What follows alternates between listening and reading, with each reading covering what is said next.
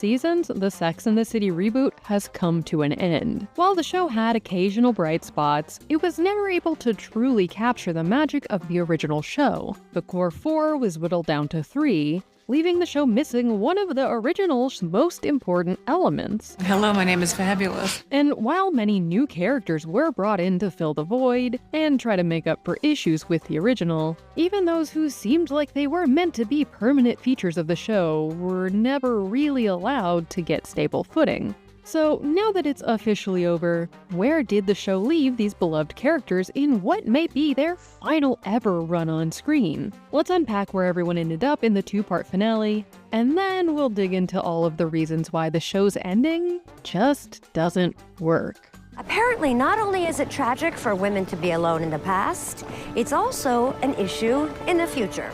Charlotte was the romantic idealist of Sex and the City. While her 3 friends had become jaded by dating, she held tight to the belief that Mr. Right was out there, and she was going to hunt him down at all costs. I'm gonna meet the perfect guy, and I'm gonna get married. Over the show, she learned that her old-school ideas about what a relationship should look like didn't always map onto a happy relationship in real life. While original Charlotte could certainly dip into her associated stereotypes a bit heavily here and there, Charlotte treated marriage like a sorority she was desperately hoping to pledge. she was always a deeply drawn character with a lot going on under the surface. Unfortunately, that never quite showed through on In Just Like That. Most of the time, she was relegated to waste-of-time filler storylines. And the only real thing she was given time to focus on was her family and her relationship.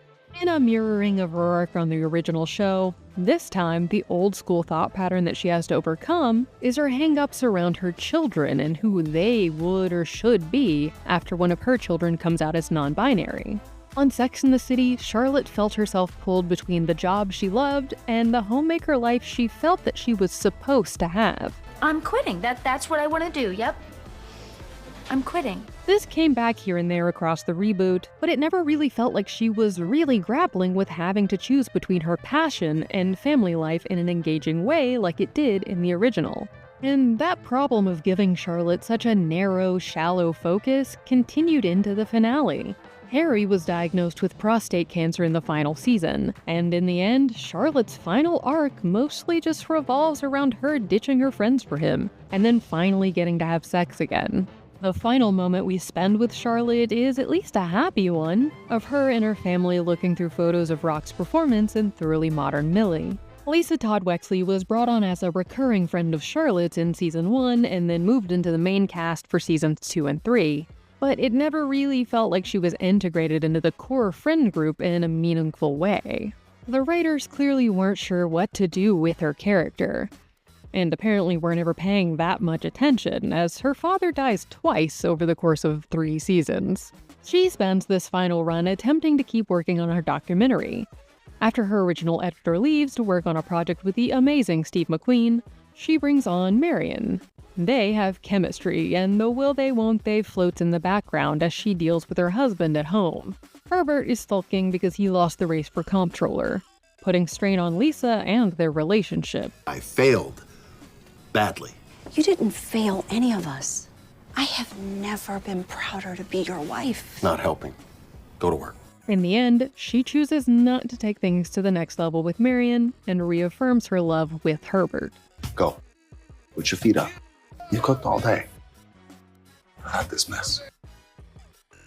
You got this mess. After Stanford left him to become a monk, the very weird way that the show chose to deal with the real-life passing of actor Willie Garson, Anthony eventually gets into a relationship with the younger Giuseppe. Anthony also begins to develop this sneaking suspicion that he's looking more for a parent than a partner. Ever since we moved in together, I'm shopping for him, I'm cooking, I'm cleaning. I don't know if he wants me to marry him or mommy him. In the end, they have a heart-to-heart and realize that they do both want this relationship for real. And Giuseppe throws a pie in his face. This, and just like that version of Miranda, has just never really felt like Miranda Hobbes. What happened to my life? It's not that it's impossible that a once level-headed, focused person might start spinning out a bit, as they realize new things about themselves as they enter a new era of their lives, but this version of Miranda has felt essentially unrecognizable for the show's entire run. In place of the intelligent, no-nonsense person we knew in Sex and the City, I drink coffee and have sex and buy pies and enjoy battery-operated devices. If you can't deal with that, I will find another housekeeper who can. here we got someone who was rather rude and abrasive and constantly fumbling through every aspect of her life. Her arc about realizing she's a lesbian, coming out, and going on a personal journey to find out more about her true self in middle age could have been really interesting if it was done well, but unfortunately, it was not done well. As the show neared its end, like Charlotte, Miranda's storylines all began to coalesce around her family and relationship dramas. Her son Brady has gotten a random woman that he doesn't seem to like at all pregnant, and Miranda's attempts to force them all into a happy family only pushes him further away. Something that we never actually get a real resolution for. She has found stable ground of friendship with Steve after the show torpedoed their marriage early on, and in the end, her major focus, outside of trying to make Brady's life choices for him, her relationship with BBC producer Joy. In the finale, Miranda attempts to have a big Thanksgiving dinner to bring together all of her friends and family, though it's mostly just a cover to attempt to connect with Mia, the woman Brady got pregnant. What the Mom? You invited her without asking me? But nearly everyone has bailed by the time dinner rolls around. The only person she's really upset with for it, though, is Joy, because Miranda thinks she's just made up a reason not to come. It ends up being Carrie, of all people, who has to give her rational relationship advice. Well, before you air quote her out of your relationship, maybe pick up the phone, find out what's really happening. It turns out that Joy's dog was actually very ill, and Miranda rushes to comfort her. One problem people had with Miranda's ending in Sex and the City was that it was so focused not around her successful career or any of her interests, but her essentially abandoning her own sense of self in order to become a caregiver to others. Though she's much more open to blowing up her familial relationships to follow her own interests in the reboot, in the end, the final moments we see of her aren't focused on her friends or her career or anything like that, but yet again, her relationship. Seema was added to the reboot essentially to be the new Samantha. No one could ever fill Samantha Jones' shoes, but Seema did manage to carve out her own interesting place in the Sex and the City universe, with her confidence and adventurousness, and willingness to call Carrie out when she needs it. Good for you, Seema, trying to find yourself a man to marry after all those years of no luck. No, that's not the way I meant it. No, I'm sure, but that's how I heard it. Tired of him not making enough time for her, Seema broke up with her boyfriend Robbie at the beginning of season 3. Her work life took a turn when she decides it's time to finally take a chance and start her own real estate firm. Starting her own business requires some changes to her lifestyle that she's not at all that into, but she knows it'll be worth it in the end, and so trudges forwards. This, combined with her budding relationship with gardener Adam, gives her the opportunity to explore the more down-to-earth side of herself. There's a question of if she's giving up too much of herself for him. For example, she's always wanted to get married. He doesn't even really believe in marriage. But as with nearly every other character's arc, we don't really get a resolution. She chooses to go to Thanksgiving with Adam and his sister. You're wearing jeans? When in Rome. And the last we see of her is her maybe pretending, maybe for real, saying how she actually totally likes gluten-free pie now. But what does any of this actually mean for her future and personal happiness? We'll never really know. The lack of Samantha Jones has haunted, and just like that from the moment it was announced. The way they wrote out her character never made any sense. As if Samantha would throw away a lifelong friendship over some petty grievance. Well, he f***ed me. Oh, honey, that's great. I knew you could do it. Thanks. And the minute-and-a-half cameo she had at the end of season 2 only made us miss her more. Some storylines on the show have just felt like other characters being put through Samantha plots, but it not working out because they're not Samantha. And losing her sexually free, continually witty, always there for her friends energy really drained so much of the fun out of the reboot. Sex is something special that's supposed to happen between two people who love each other. Or two people who love sex. Unfortunately, after that paltry cameo, Samantha never returned. At least we can just imagine her living fabulously out in London. And then there's Carrie. Carrie spent much of it just like that, but especially its final season, moving on. In relationships from Big after his passing and from Aiden after he refused to really commit to Carrie, but also in other aspects of her life as well. Her apartment has always been a major metaphor for her life changes, and the finale brings that back once more. Miss the chipping woodwork, the kitchen, the warped floors. Yeah. This time, she returns to her old apartment to find that Lisette has put up walls to separate the space, which rattles Carrie, an inverse of when she was so freaked out about Aiden trying to tear down walls. I'm having a very strong reaction to all this change. Okay, I can't. Don't freak out. I am freaking out.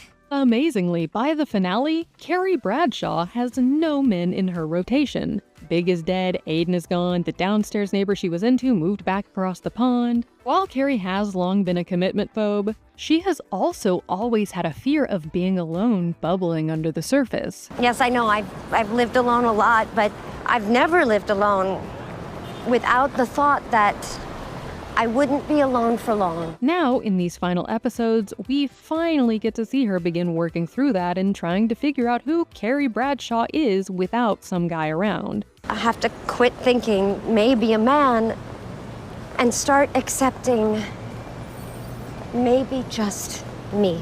She tries dining alone, but it definitely doesn't turn out to be the peaceful or powerful moment she might have imagined. What is that? Tommy Tomato. You don't have to eat alone. She finishes the historical novel she's been writing, but her editor isn't too into the ending she's chosen. That's the last page.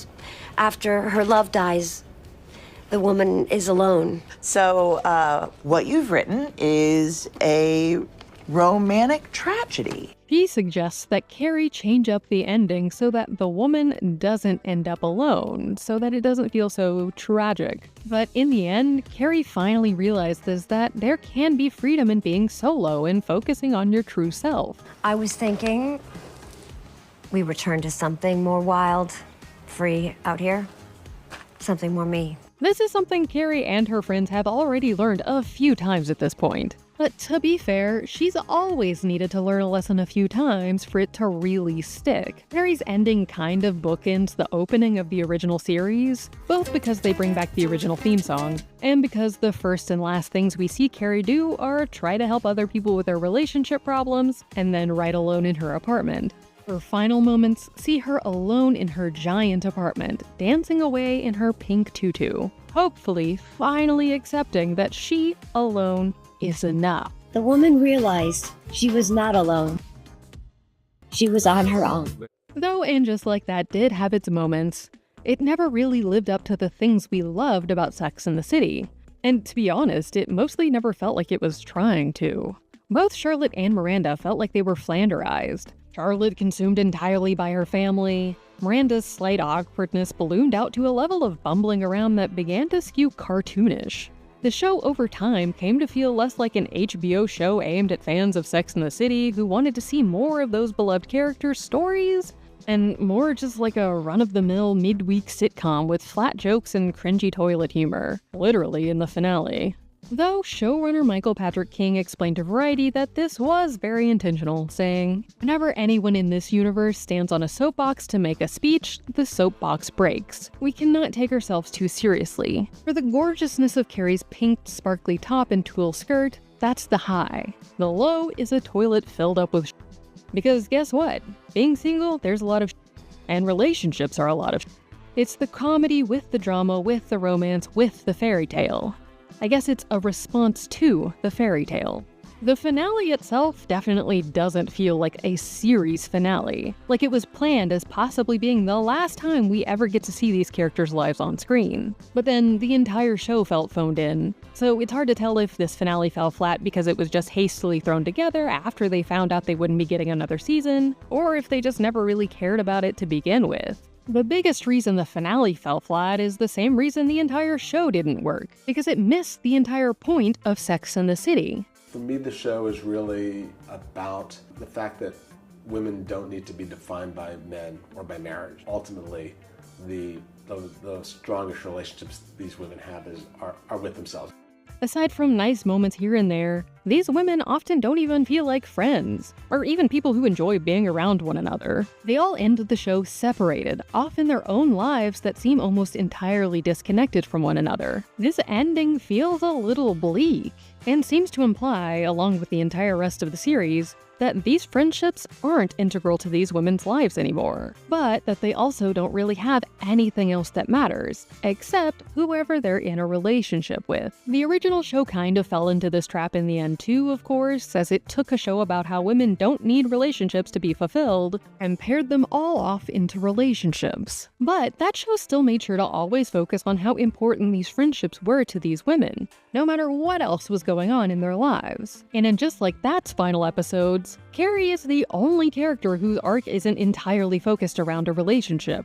She trudges around Manhattan with a bunch of pies for everyone who ditched Miranda's dinner, happily sending them off to their different events. In a more well-written show, this could have felt positive. Like everyone's bond was so tight that they know they'll be there for each other even if they have to miss one event. But instead, it just feels like a solidification of the broken bonds. And just like that felt beautiful but empty, the exact opposite of Sex and the City. In the same way Carrie misses that quirky kind of broken character of her old apartment even as she settled into her fancy new one, we all miss the more raw, real feeling of the original show compared to this glossy new version. And the ending really feels like where the story should have begun. It's unfortunate that we had to spend these 3 seasons watching Carrie essentially go through the same arc again, instead of letting us actually watch her grow and find herself. Instead of letting us actually watch her grow and evolve into this new, confident, independent woman on her own. This reboot might not have lived up to what it could have been, but at least we'll still always have these characters in our hearts. Well, we made a deal ages ago. Men, babies, doesn't matter.